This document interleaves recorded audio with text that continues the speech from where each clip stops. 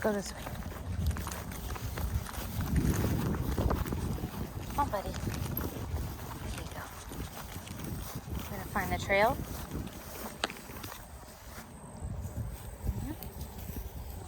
Come on, this way. This way. There you go.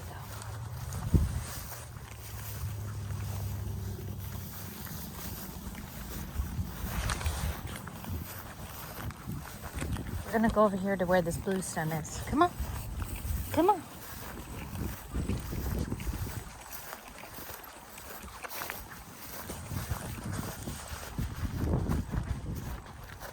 Come on, Red. That's why I have you on a leash. Yep. He says, my nose is getting me into trouble today. Gotta stop and sniff it all.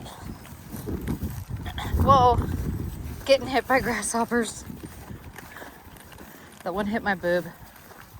This way, Red. Let's get back on the trail a little. Come on.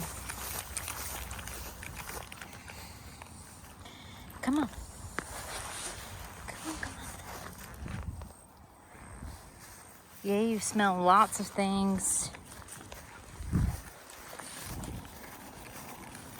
This is where the deer come through.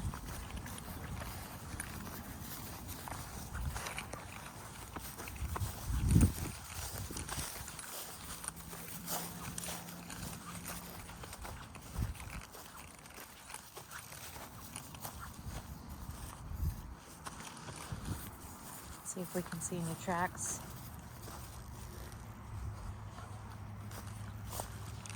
There's usually some fresh ones around. It's not very muddy.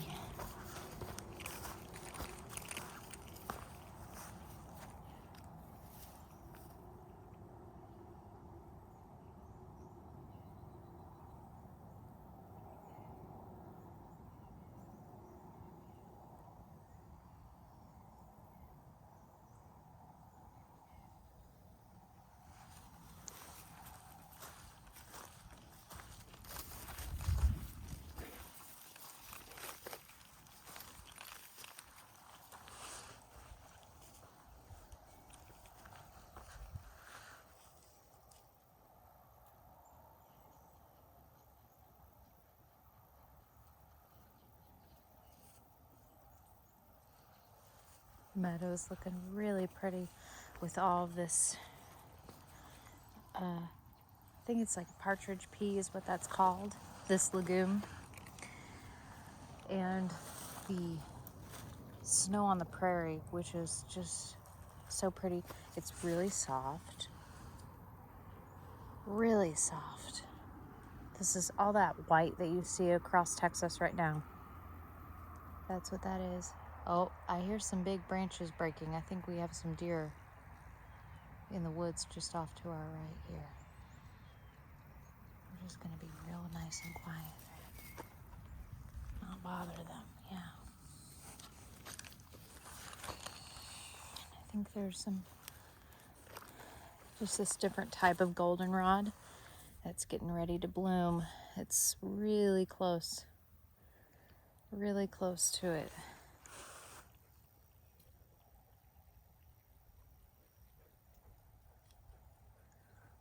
Lots of butterflies and dragonflies, and just what a beautiful morning here.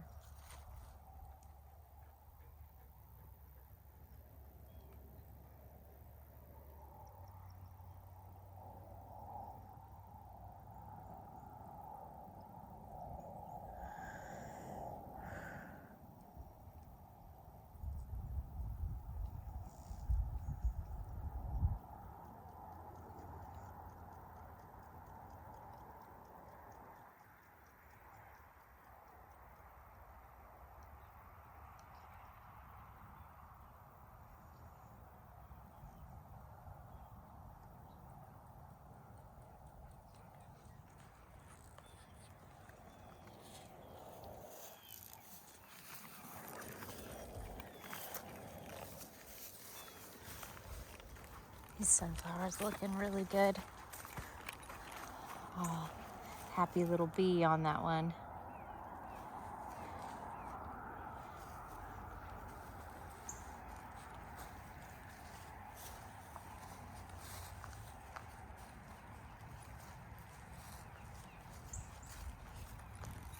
You wanna get kind of close and see, Red?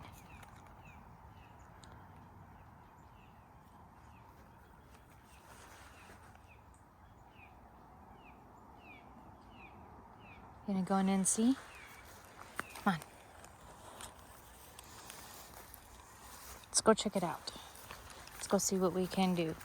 This grass below us is really wet, even though it hasn't rained, thanks to the dew, and there's so much here to just keep it wet. I got some rabbit poop.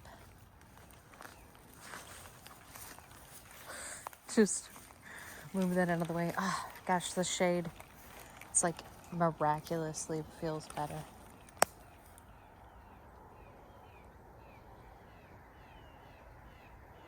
Sumac is starting to change color. That's the sumac there. Has these, oh, here's some in bloom. Here. Let's come over here, Red. So it has these, zoom out a little,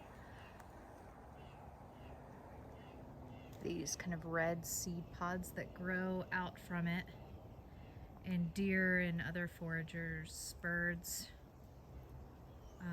love to feast on that. And in the fall, the leaves turn this awesome red color. Just the whole plant is just teeming with that red color. It's so beautiful. So beautiful. And it is about, it feels like 60 degrees in this little spot because it's like lower down, heading towards a creek. And this area of the meadow stays shaded really until the middle to late afternoon. So I just love coming here and spending time in this little area. There's always a lot of deer over here in this area. And Red enjoys it, of course. Yeah. I really like this plant too. Just lots of cool shrubs and stuff. And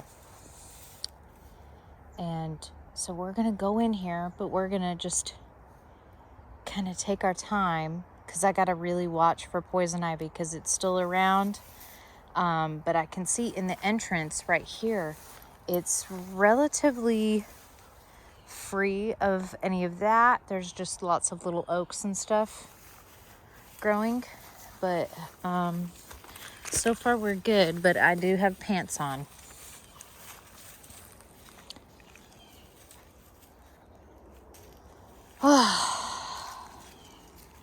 Feels good to be back in here. It's been a minute since we've been in the woods.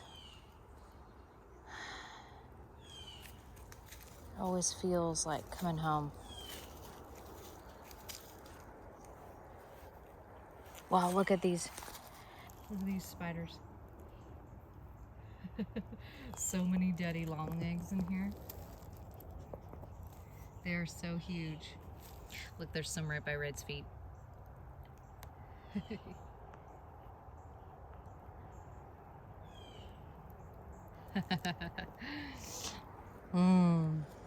Come on, let's go. Oop. Okay, let's just watch our step. Yeah.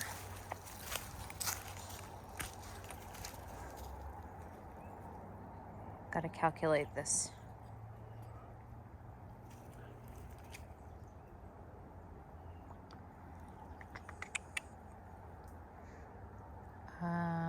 Yeah, go this way, Red. Oh, shit. And I walk right into a spider web. Let's go this way. Here, wait. So this is the part where it always gets interesting because I need to step on some of the... Okay, go. Go over that. There you go. Kind of help Red guide through here. Actually, some of these little trails still don't have a lot of stuff growing on them. It's It's more on the edges and in between. See, like right here. That's poison ivy right there. So you just gotta watch your footing. But things are looking beautiful in here. Some like very small, subtle changes in color. But just take a moment among the elm and the birch and the oak. We're just gonna sit here for a minute in our mossy spot once I get to it, but I'm gonna put my phone up so I can really look at that. I need to really be braver about coming in here, even with the poison ivy, in the middle of summer with like some pants and shoes on. Check this out. This is still soft, even though it has barely gotten any rain on it since early July. You can see all the cracks in this creek.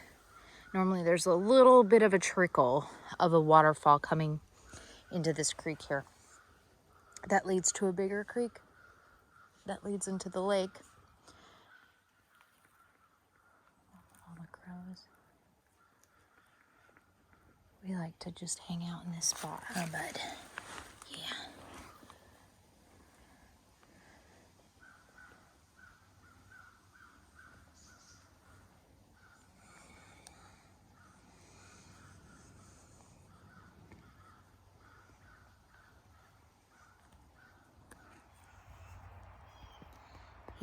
He's a good hiking buddy. He always protects me. So we're gonna just sit and enjoy this for a little bit.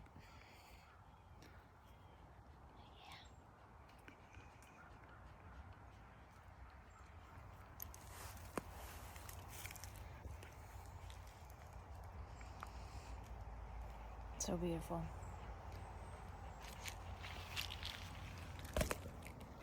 You just enjoy that view there, huh?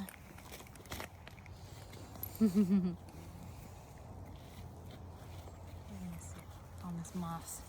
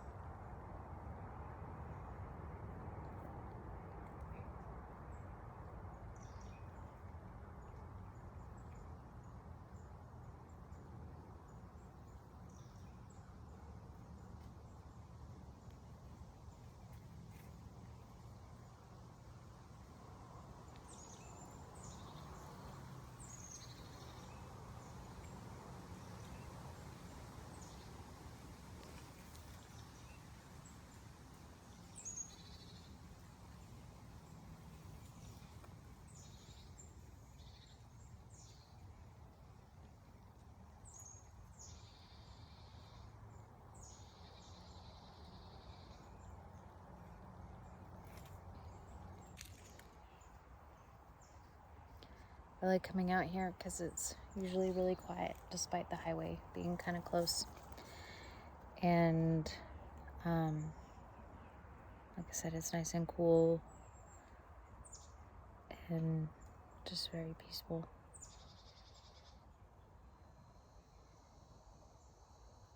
I love hearing the change of the insects.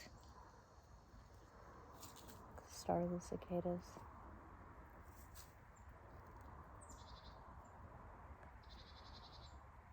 Chickadees, crows.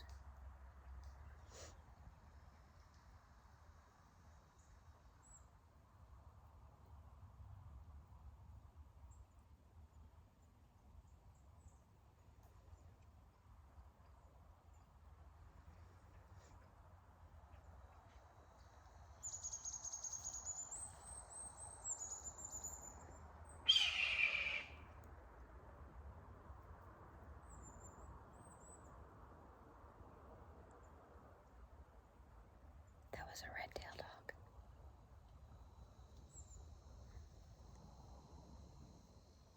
There it is, right there. That red-tailed hawk that you just heard, here it is. It's flying around in a circle here.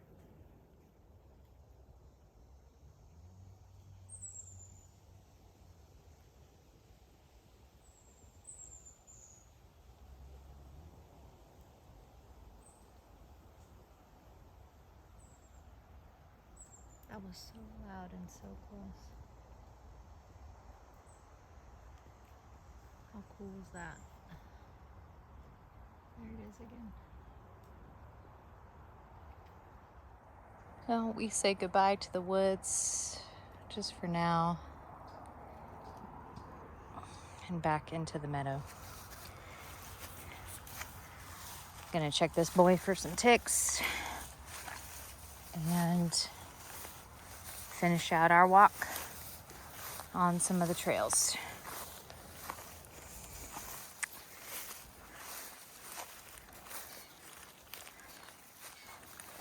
It's a good boy. That's a good boy. Yeah. Mm-hmm.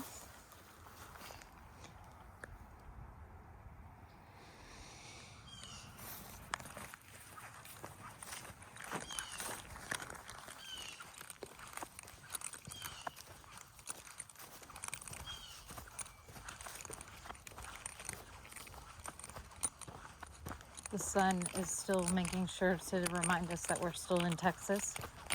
It's hot. But the forest is like just natural air conditioning. Sometimes I think, like, how did people live, back in the day, especially in like the 1800s, when people are wearing like,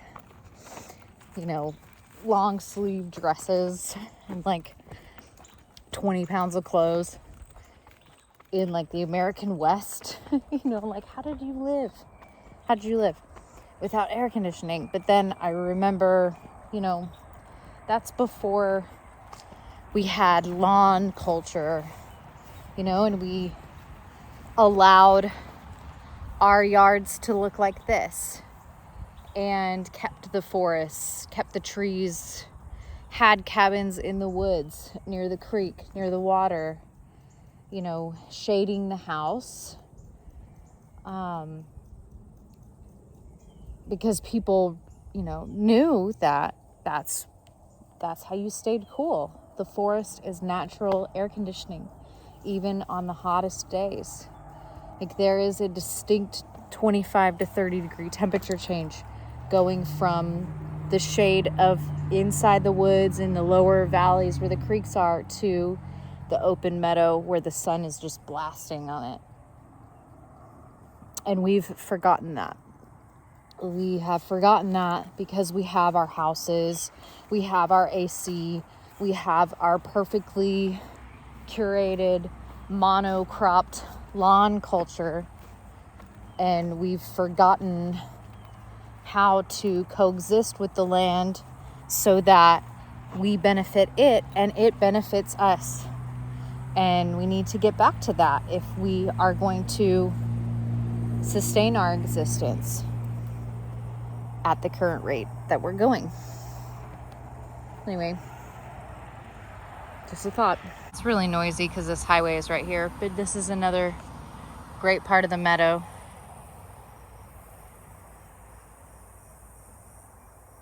Fred's keeping his butthole cool. My butt's hot, Mom. These are like ATV tracks, but the hogs love to use them. Love them. Anyway, real noisy here, so I'm gonna turn this off, but thanks for coming with us. Check it out. This goldenrod's just about to bloom. It's almost that time. I cannot wait. Can't wait to just sea of golden. That is not what causes allergies, y'all. That is not it. And I can't really see it here because the invasive ragweed is being kept out by all the natives. But usually when you see an area that's really mowed over and you see those really tall, almost looks like a giant marijuana plant on the side of the road, that is ragweed. And I can't really even see anything that resembles ragweed over here. I see blue stem, I see snow on the prairie, I see the partridge pea, I see poison ivy, I see pecan, and I see goldenrod, but I do not see any of the ragweed. You know, and that just goes to show that natives help to keep some of those more invasive species out. But the ragweed blooms at the same time as goldenrod, and that is what most of you are allergic to, not goldenrod. Just because it looks yellow and looks like it has pollen on it doesn't mean it's responsible for your allergens. Just fun fact, the more you know. There's going to be a bunch of goldenrod though in this meadow, and it's going to just be so beautiful. Red, hey Leslie, you're having a good morning, huh? Yeah. But we're going to go down here a little bit, walking just around and continue our hike and wrap this up. Hope y'all enjoyed our little venture into the meadow and the woods here in mid-September in Northeast Texas. Okay, so all of this growing right here is ragweed. That's ragweed. See, kind of has a like that oak leaf, marijuana leaf kind of look to it. That is what that is. Grows about 4 to 6 feet tall, found along the tree lines, and really just in the middle of fields. And especially where there's not a lot of other native species, it can just really take over and choke things out because it just grows. Look at that. It's just spreading so prolifically. This one's like 8 feet tall. It's way taller than me. That's just kind of how that happens. And there's a big creek area in here. It's real low though. Real low. All these people probably think I'm crazy. Just think that all the time. That's a very flat and very dead armadillo red. Lots of fish and dead things in there.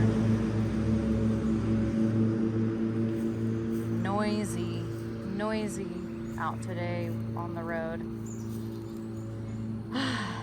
Sometimes I wish I wasn't near a highway, but you know, it's okay. These orb weavers, look at that. Look at the size of these. Absolutely massive spiders. And there's 2 of them. I bet they catch a bunch of bugs right there. There's a bunch of fish or something in here swimming around underneath the surface. I can't really tell what it is. It could also be some beavers.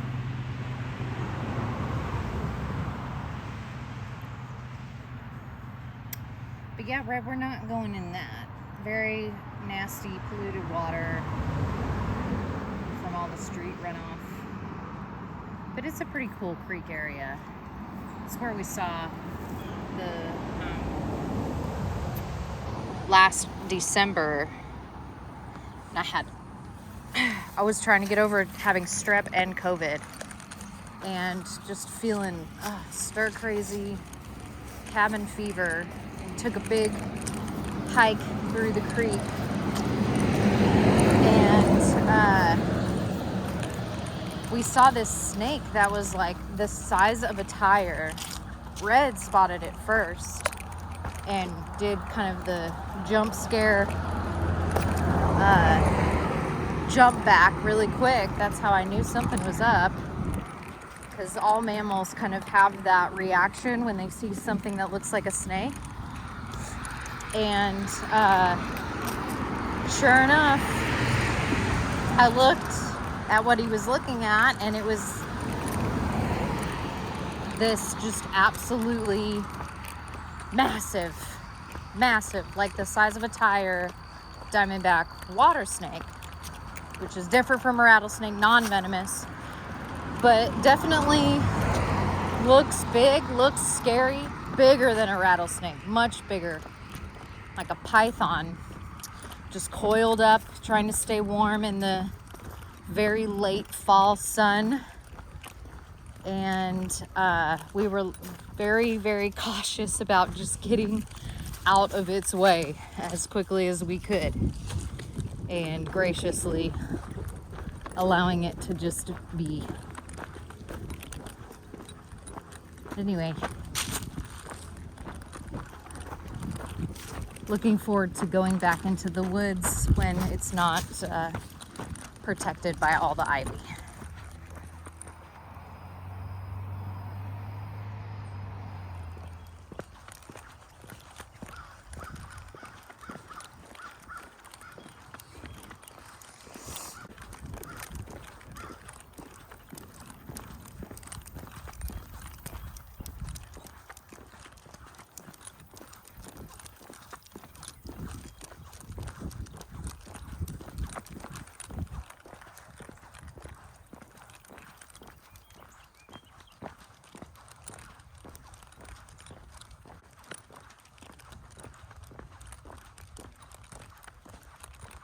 Real nice morning today, huh, Rick? It's about 75 degrees. Perfect. It's getting to be that time of year where you can be outside most of the day and not want to just burst into flames. It was so hot this summer. Pretty much all of August was over 100 degrees every day, and like well over it by, I mean, so many stretches of days where it was like 105, 110. Here's another one of those giant orb weavers. Their webs are just absolutely phenomenal. Look at this. It has this like crazy design in the middle. Look at that. Oh, it has something. Looks like a smaller spider or a hornet or something.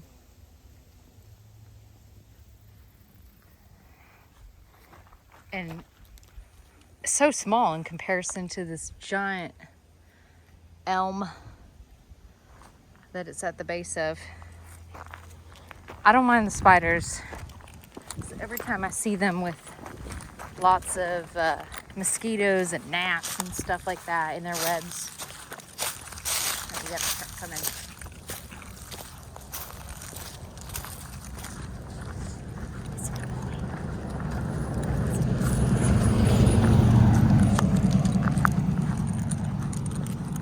We always wave. This house has goats. I love how they just cleaned this road and there's already like a pudding cup and beer cans and Coke cans.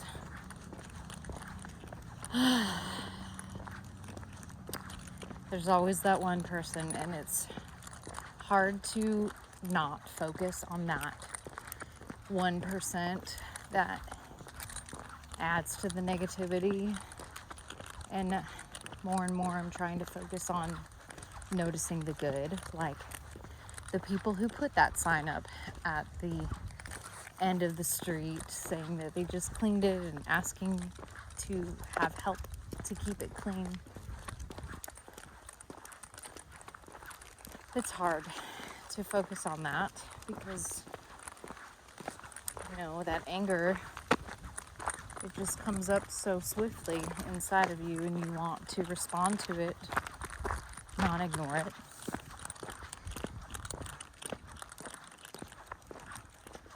But what ends up happening is you forget the good. You forget to notice the good. You forget, and you stop noticing things like these swallowtails, scissortails, swallowtails. I'm stuck on the swallowtail butterflies for my garden. But all these scissortails in here, hunting for food. Yeah, we just like that breeze coming off that meadow. Just really beautiful, beautiful day. We are enjoying it. Oh, bud. And I'm very curious about this church. I have literally seen no signs of life. And I feel like it's closed. It would be really cool to check that out. But really neat property all around it, just kind of in the woods here.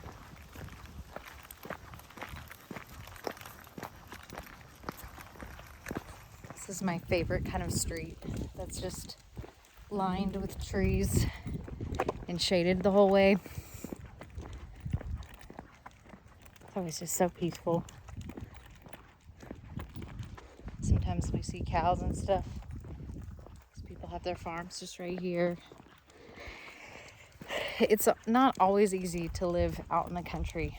And I see people all the time that are like, I would move, blah, blah, blah. And it's hard for me to not hold judgment, because part of me also knows some of these people saying this, and that part of me says, you're addicted to your city lifestyle. You need your Uber Eats and your delivery. That we don't have any of that here. And if you hate cooking for yourself now, boy, are you gonna hate it when you move to the middle of nowhere where you don't even have a grocery store in a 15-mile radius. You know, let alone a McDonald's. I mean, the closest fast food places even are at least 10-minute drive away. More like 15. Really, the closest things to us are like mom and pop places that are hit or miss, you know. So just all things to think about. And while it's good, it's hard, because that's juxtaposed with living still in the modern world, right? It would be easier if we didn't have to go to work and we didn't have to, you know, still be part of that. If we could, you know, if I could have a day, you know, or two or three or several where I'm focusing on just growing things in the garden and making things from that and preserving. Like, if that was my job, it would be easy. But I have to do that as a part-time job along with my full-time job. So does my husband.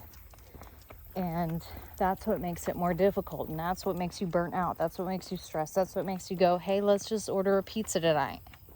You know? And so there's a transitional period where you are still doing all of those things while making these changes. And that is the hardest part. And we're in it. So I know. But you just got to keep going.